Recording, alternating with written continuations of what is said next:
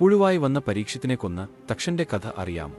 അർജുനന്റെ പൗത്രനായ പരീക്ഷിത്ത് തന്റെ 36-ാം വയസ്സിൽ ഭാരത ചക്രവർത്തിയായി അധികാരം ഏറ്റെടുത്തു. ഒരിക്കൽ നായാട്ടിനു പോയ പരീക്ഷിത്ത് ക്ഷീണിച്ച് അവശനായി അവിടെ കണ്ട ഒരു ആശ്രമത്തിലേക്ക് കയറി ചെന്നു. സമീക മഹർഷിയുടെ ആശ്രമമായിരുന്നു അത്. ആശ്രമ പരിസരത്ത് തന്നെ മഹർഷി ധ്യാനത്തിലായിരുന്നു. രാജാവ് മഹർഷിയോട് കുടിക്കുവാനായി ജലം ചോദിച്ചു. പക്ഷേ ധ്യാനത്തിൽ മുഴുകിയ മഹർഷി ഇതൊന്നും കേട്ടില്ല. രാജാവ് ഒരുപാട് തവണ മഹർഷിയോട് ജലം ആവശ്യപ്പെട്ടു. ഇതിൽ കോപപ്പെട്ട രാജാവ് മഹർഷിയെ അപമാനിക്കുവാനായി ഒരു ചത്ത പാമ്പിനെ എടുത്ത് മഹർഷിയുടെ കഴുത്തിൽ ഇട്ടു. എന്നിട്ട് മടങ്ങിപ്പോയി. ഇത് കണ്ടുവന്ന മഹർഷിയുടെ മകൻ ശൃംഗി ശപിച്ചു.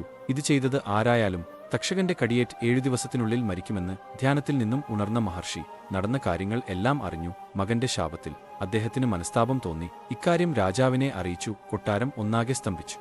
ദുഃഖിതനായ പരീക്ഷിത്ത് മന്ത്രിമാരുമായി ആലോചിച്ച് രക്ഷയ്ക്ക് വേണ്ടുന്ന ഒരുക്കങ്ങൾ ചെയ്യുവാനുറച്ചു.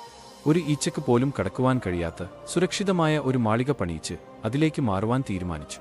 തന്റെ തെറ്റിന്റെ ഫലമാണ് എന്ന് മനസ്സിലാക്കിയ രാജാവ് ഇനി ബാക്കിയുള്ള ദിവസം മുഴുവൻ ഈശ്വരചിന്തയിൽ മാത്രം മുഴുകി കഴിയുവാൻ തീരുമാനിച്ചു. നദീമധ്യത്തിൽ അതിവേഗത്തിൽ പണിത മാളികയിലേക്ക് രാജാവ് താമസം മാറി. രക്ഷയ്ക്കുവേണ്ടി മന്ത്രൌഷധങ്ങളിൽ നിപുണരായ പലരെയും യഥാസ്ഥാനങ്ങളിൽ നിയമിച്ചു. ഈ സമയം കശ്യപ മഹർഷി രാജാവിന് ഇങ്ങനെ ഒരു ശാപം കിട്ടിയതറിഞ്ഞയുടനെ ഇത് ധനസമ്പാദനത്തിന് പറ്റിയ അവസരമാണെന്ന് മനസ്സിലാക്കി പരീക്ഷിത്ത് രാജാവിന്റെ കൊട്ടാരത്തിലേക്ക് തിരിച്ചു. രാജാവ് ബ്രാഹ്മണ ശാപം ഏറ്റിരിക്കുന്ന വിവരം അറിഞ്ഞയുടനെ തക്ഷകനും മനുഷ്യരൂപമെടുത്ത് തക്കവും തരവും നോക്കി അവിടേക്ക് പുറപ്പെട്ടു. ഇടയ്ക്കുവച്ച് തക്ഷകൻ കശ്യപനെ കണ്ടു. വിഷഹാരിയായ കശ്യപൻ അവിടെ വന്നാൽ തന്റെ പ്രവർത്തനത്തിന് തടസ്സമുണ്ടാകുമെന്ന് മനസ്സിലാക്കിയ തക്ഷകൻ ഒരു വൃദ്ധബ്രാഹ്മണന്റെ വേഷത്തിൽ കശ്യപനെ സമീപിച്ചു. തക്ഷകൻ ചില വശീകരണ വാക്കുകളെല്ലാം പറഞ്ഞ് കശ്യപനെ മയക്കിയെടുത്തു. ഒരു പണക്കിഴിയും കൊടുത്ത് തക്ഷകൻ കശ്യപനെ മടക്കി അയച്ചു.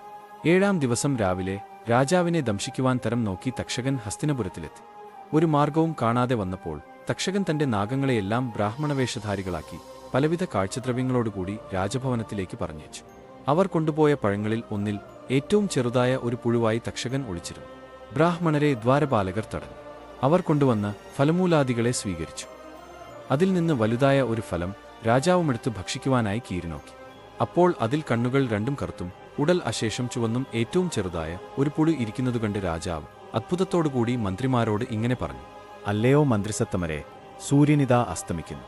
ശാപത്തിന്റെ കാലാവധിയും ഇതാ തീരും. ഇനിയും വിഷത്തെ തെല്ലും ഭയപ്പെടേണ്ടതില്ല. ഈ കീടം എന്നെ കടിച്ചുകൊള്ളട്ടെ. ഇപ്രകാരം പറഞ്ഞ് രാജാവ് മെല്ലെ പുഴുവിനെ എടുത്ത് തന്റെ കഴുത്തിൽ വച്ചു. ഉടൻ തന്നെ പുഴു ഭയങ്കരമായ തക്ഷകനായി രൂപാന്തരപ്പെട്ടു. തക്ഷകൻ ഇതിനകം രാജാവിനെ ദംശിച്ചു കഴിഞ്ഞു. രാജാവ് മരിച്ചു നിലം പതിച്ചു.